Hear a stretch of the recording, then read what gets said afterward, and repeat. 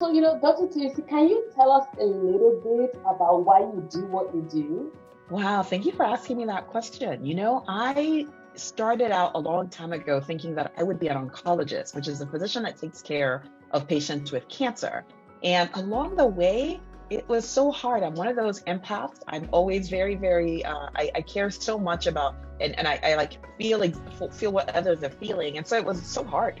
Oncology was hard. And I have to say, one day I did a rotation and I was on the hospital floor and a patient had a major complication of a chemotherapy drug that really just bothered me.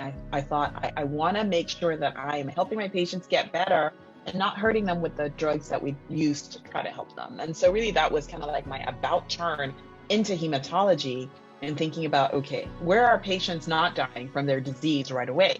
And so that's how I ended up in hematology. But one thing about hematology too is that there's so much we don't know. And so part of my thing also is helping clinicians build research programs so we can better understand these diseases and we can help patients live better.